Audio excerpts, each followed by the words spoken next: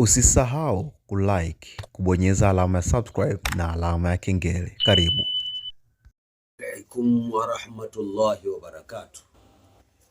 Alhamdulillah wassalatu wassalamu ala rasulillah wa ala alihi wa ashabihi wa man walah. Tunaendelea katika makala zetu katika online zetu kwa kufundisha ilmu hii ya dua, na tumeamua kuisomesha ilmu hii kwa sababu elimu hii ya dua imekuwa kwa baadhi ya watu wachache. Kwa tunachofanya hivi sasa ni kutoa ilmu ya dua kwa watu wote ambao wenye kutamasaki katika mambo ya kutaka kumwomba Mwenyezi Mungu wapate ulaini wa kumkurubia Allah subhanahu wa ta'ala. Na tunatoa vitu hivi kwa sababu ya kuwasaidia watu, na watu wametutia nguvu sana baada ya kufuatilia masomo haya, kufuatilia chaneli zetu hizi.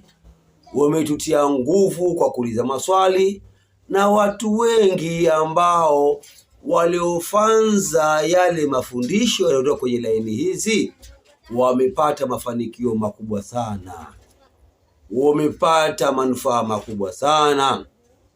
Kuna watu waliojiingika katika maisha ya Mwenyezi Mungu kawafungua. Kuna watu walikuwa madhaifu kwenye afya, Mungu kawapa afya.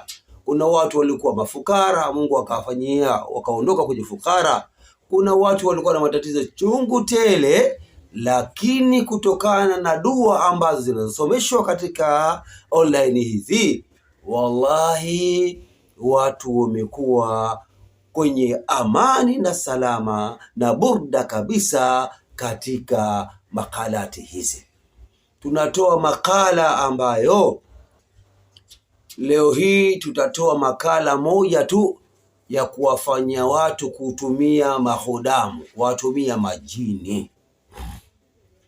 Kuna kismu mashuhuri ambayo imeelezwa na wakubwa, kismu al-barahati, ambayo wataalamu wa mambo wanaifahamu. Miongoni mwa kismu ambayo ina mahudamu wa karibu kabisa, wahudamu ambao wanaweza kumfanyisha mtu akawa mtawala, akawa mtu mkubwa, akawa katika watu ambao walikuwa chini, lakini baada ya kufuata utaratibu huu watu hawa walikuwa wako mbali sana. Lakini kwa sharti ya kismu barahati hii, ili iweze kuswibu na wewe, kuna ahawali ziyapaswa kufanzika. Kwanza, yapaswa kila kipindi cha swala utasoma mara 28 barahati, kariri, tatiri, tauran, masijali, tarkob, qalmash, khotir, qannahud, bashar, qadhhir, namushalik, qazimaz, analit, qabarati, ghaya, wahalu bajara.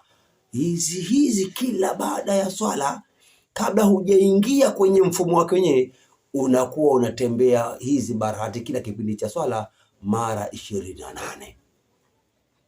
Ukishamaliza siku 41, sasa utaanza kuwekwa chini sasa, ili kuwekewa kitanga maalumu kwa ajili ya kuwa kwenye mfumo wa jambo hili ya kismu barahati. Ni kismu ambao watu wengi wamefanikiwa sana kupitia majina haya. Haya ni majina ya Mwenyezi Mungu, lakini yamekuja kwenye lugha nyingine, lakini majina yote ya Allah. Wameeleza shekhe katika kitabu cha Mambaghi Usulul Hikma, ameyafahamisha haya, na vitabu vingi wameeleza majina haya. Faida kubwa inapatikana unapoyadumu majina haya. Ya kwanza kubwa, yuwasi'u Allahu rizqa, Mungu anafungua riziki yako. Wa yuhibu nas wal arwahi, na mtu huyo mwenye kudiri na majambo haya na majina, majini wote watampenda na watu wote watamwelekea. na watukufu wote watamuelekea. Faida yake miongoni mwa faida kubwa. Na ukiwataka hawa mahudamu wa Qismul Barhati, japokuwa vijana wengi wa kisasa wasema elimu hiyo ni elimu ya kishirki, hapana, elimu hii ni elimu ya zamani. Wakubwa wengi sana umepita katika, na hakuna mkubwa yoyote unaomjua wewe hakupita katika majina haya. Qismul Barhati, cha kwanza anza kuyazoea haya majina kwanza, ukitaka yalete manufaa.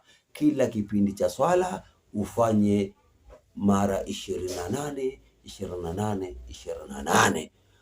Kufanya mara 28 itakuletea wewe ukaribu juu ya marohani, juu ya viumbe vyema kukuelekea wewe. Na ila usifanye, jitahidi onana na watu ambao wenye kuelewa, hasa watu wa chaneli hii, ili wakupe sawa sawa. Kuna vijana walisikia tu bila kuwa na hawasi zake za kutosha, kupata zile kinga zake za kutosha, tahasantu nafsi za kutoka.